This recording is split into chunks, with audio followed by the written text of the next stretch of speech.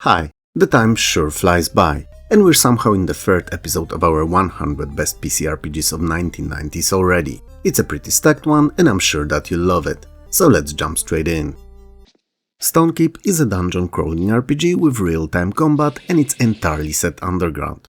Even though you start your adventure alone, up to 3 other Braves can join you, and while they are controlled by the AI, you can change loadouts of most of them freely. The magic system is based off of runes which need to be inscribed on the wand to be used in spells, and repeatedly using a particular weapon increases your proficiency in combat. The Shadow King, so a perv that hides in the shadows lurking from the comfort of the dark, or the insane god Kulkum, one of the two, has attacked and destroyed the castle of Stonekeep 10 years prior to the game start. The only person to survive the attack was a young boy Drake, whom you play as 10 years after those terrible events.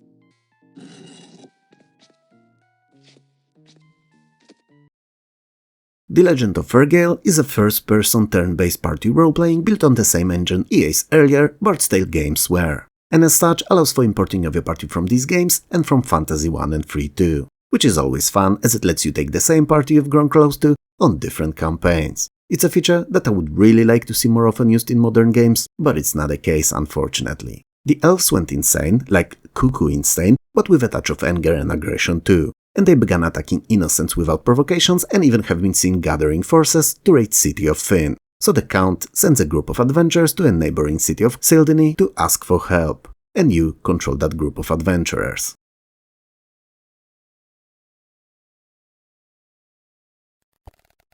While Dungeon Master on Atari ST spawned the entire modern first-person dungeon crawling RPG genre, showing us how much fun it can be running in real time, Eye of the Beholder proved that it can also look, sound and play fantastically when based on a modern at the time second iteration of Advanced Dungeons & Dragons. Something evil is lurking below the city of Waterdeep. What it is, it's hard to tell, but all signs point to a coalition of under-the-bed monsters who leave children's bedroom when they grow up, usually wandering the world aimlessly. Or, and it's just a wild guess, a titular beholder. Either way, the Lords of Waterdeep hire a party of adventurers to enter the sewers and investigate. And it's naturally your party that has to deal with it all. As you enter, the entrance collapses and there's only one way you can carry on to escape and survive. And it's deeper and deeper.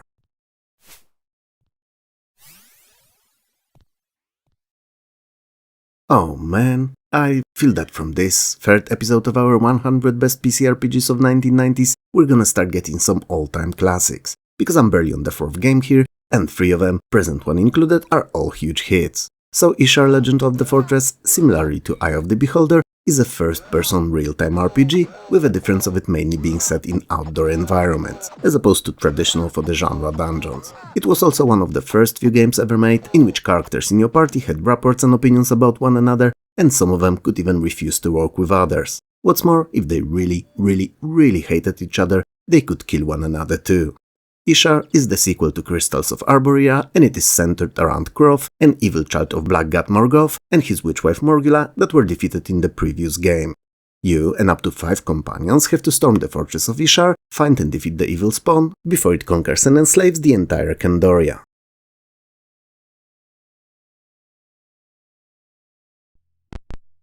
Buck Rogers' Matrix Cubed is a sequel to Countdown to Doomsday, and it's a first-person perspective real-time exploration sci-fi RPG with top-down tactical turn-based combat. And if it looks like something you've seen before, you're right, it is built on the same engine Pool of Radiance and Champions of Krynn were made. Matrix Cubed is a direct continuation and consequence of events from the first game, and sees your party invited to attend the coronation of a new Sun King of Mercury, where they also learn of a new creation capable of turning matter into energy, the titular Matrix Cube.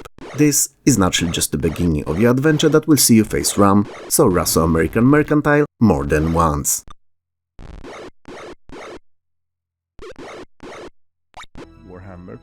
Ravenloft Strahd's Possession is a first-person RPG based on the Ravenloft campaign of the Advanced Dungeons & Dragons system and set in the domain of Barovia. Your party are servants of the Great Lord Del, leader of the land of Elturel. The Lord is assaulted by an assassin who also steals his holy symbol of Helm, a priceless and magical amulet.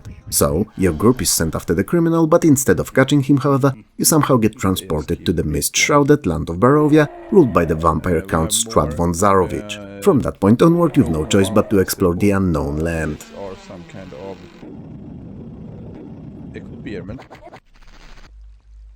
No episode in our series can go without a mixed genre game, it seems, and the one for today is, well, is Magic and Mayhem. It's a role-playing real-time strategy mixture and a very unusual title when compared to most others that came out in 1998. You play as an uninspiring sorcerer Cornelius on a quest to find your mysteriously missing uncle. And as you go about that, traveling through 35 different mythical regions, you learn and master a whole slew of different spells and combat other, equally as proficient at them wizards too.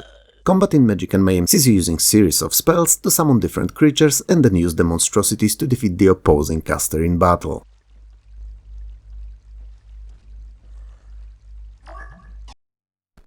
Long-time viewers of my channel, or even those who've been here for at least 6 months, know how much I love Moonstone. And I love it, like a 13-year-old boy loves his crush, so unconditionally and with my whole heart. It's a one-of-a-kind party, as in having party with friends and not party of characters, real-time action board game role-playing. Yeah, let all of that sink in, because it's all of that and more. Well, theoretically it's all about finding the titular Moonstone and taking it to the Stonehenge. It's really not. It's about the fun you will be having with 3 of your friends, clearing lairs of monsters, gambling in towns and fighting dragons or, and that's an option here too, each other. It's the best and bloodiest party game ever made and I can't recommend it enough.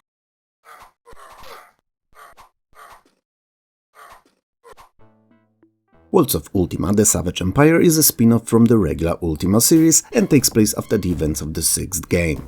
Avatar's friends' failed experiment with an obsidian moonstone accidentally transports them to the otherworldly valley of ADOM, an ancient-feeling jungle world in which ancient earth tribes coexist with Neanderthals, dinosaurs, and sentient reptile and insect species. While being a side story in the Ultima franchise, Savage Empire still features same beloved by the fans of the series exploration, combat, and gameplay mechanics. It's worth pointing out, however, that it's a title that's more focused on dialogues and interactions with NPCs than combat.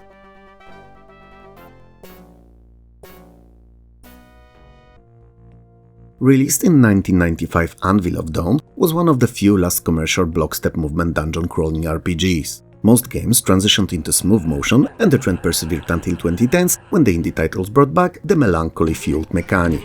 Unlike most games in the genre at the time, Anvil of Dawn sees you controlling a single protagonist rather than a party of braves. Skill progression is achieved by having them improve with use rather than arbitrary points, and drinking potions increases your hit points and mana.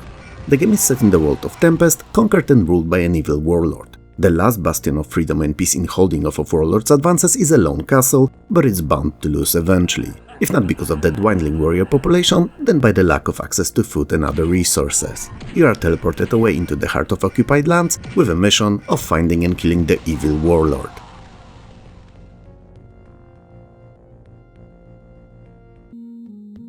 Ravenloft's Stone Prophet is a follow-up to Strahd's Possession that we spoke about a few minutes ago, but set in a different location and following different characters. It was made using the same engine, so plays and feels like its predecessor, meaning that it's a pretty fun game if you're into the 1990s first-person RPGs. 2 of your player characters are investigating a mysterious wall of fire, which had suddenly appeared seemingly out of nowhere, and they will end up in the desert of Harakir, the region that is haunted by the corrupted mummies. Either way, you take it upon yourself to solve the mystery.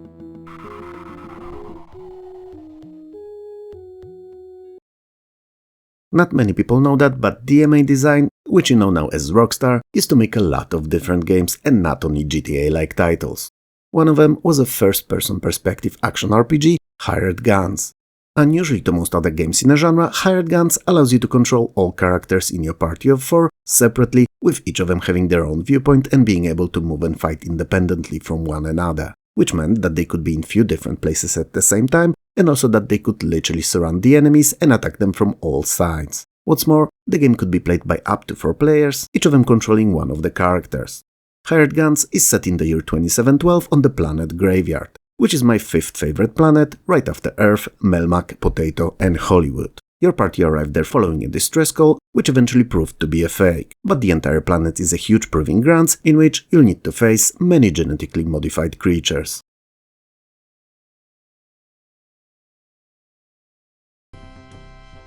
Ultima Worlds of Adventure 2 Martian Dreams is the second in the ever-changing names Sidestep series for the mainline Ultima games and a direct sequel to the Savage Empire that we've just spoke about a couple minutes ago. Avatar and his friend Dr. Spectre are given a book by a mysterious red-haired woman, a book written by Spectre himself but in a different timeline, and explaining how to use the Orb of the Moons to travel through time.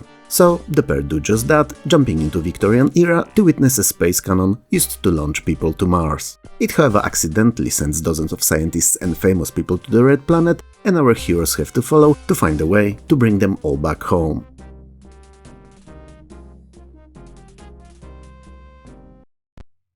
Today's episode seems to be all about sequels, prequels and all the other quells. But what can you do? If they were pretty awesome, they were bound to land in this video. So, Buck Rogers' Countdown to Doomsday is the predecessor to the earlier mentioned Matrix Cubed and also a sci-fi real-time first-person RPG with top-down tactical turn-based combat. You're Buck Rogers, a veteran of actual Cold War that ended up with nuclear destruction and devastation of the entire planet. You have survived it in a cryogenic sleep. And when you wake up, both the planet and the entire system are completely different, with humans having colonized vast majority of it. RAM, Russian-American Mercantile, is the power that rules our solar system, and you join NEO, so New Earth Organization, to oppose them.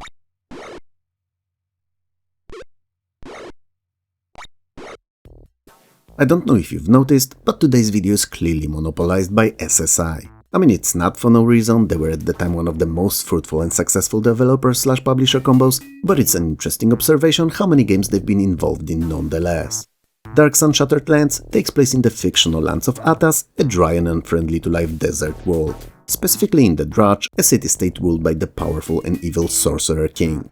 You and your party are 4 gladiators condemned to fight in Drudge's arena until you die, but they have you leading them, so naturally the state of affairs is not permanent, and not only you free yourself, but will also embark on a quest to unite the 3 cities against Drudge's armies.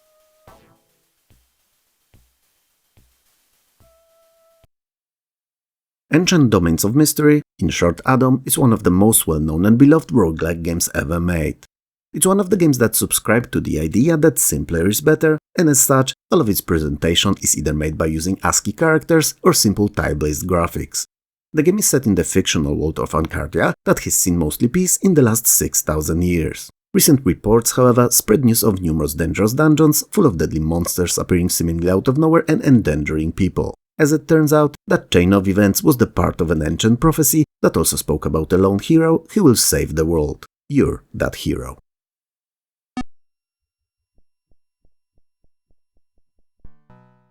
The 4 Crystals of Trazere, aka Legend, is a top-down isometric role-playing.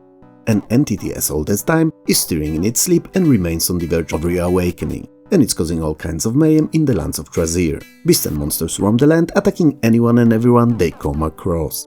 Your party of 4 tough as nails heroes decided to stop the evil once and for all, and it will be your mission to make sure that they succeed.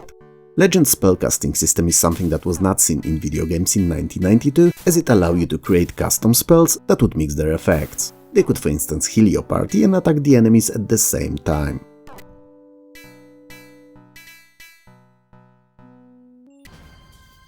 Nethergate is a rather unusual isometric turn-based RPG by Spiderweb Software. What's so unusual about it, you may wonder? Well, you get to play as both sides of the in-game conflict. Not at once, mind you, but you can pick one at start and have a completely different and unique experience and story each playthrough. So your team of 4 can either be a small band of Roman soldiers working hard to bring the order to the land and to defeat the last small rebelling tribe, and if you pick the Celts, you fight to protect the Shadowvale from the conquering Romans. Interestingly enough, unlike most other RPGs and even Spiderweb Software's own games, the magic is not based on character classes, but on different circles that may not be available to both sides from the get-go and may require fulfilling specific tasks or quests.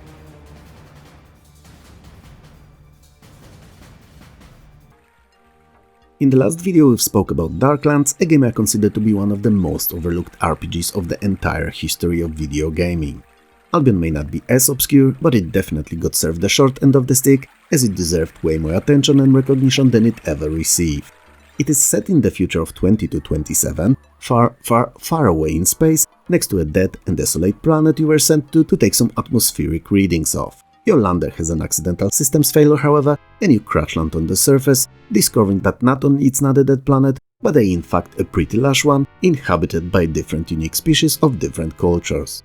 While you start the game with a mission of fixing your lander and returning to your mothership, you will find yourself involved in lives of many of the Albion's inhabitants very soon, whether you want to or not.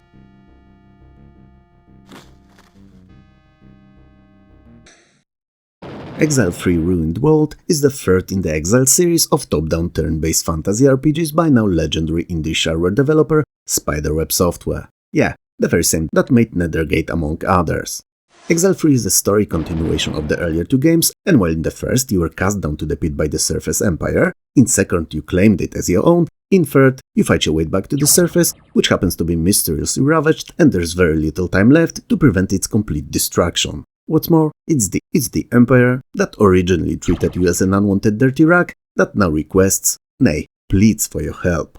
Oh, how have the tables turned. Editor, cue the evil villain laugh here. Oh, I don't have an editor. Let me do it myself. I hope that worked.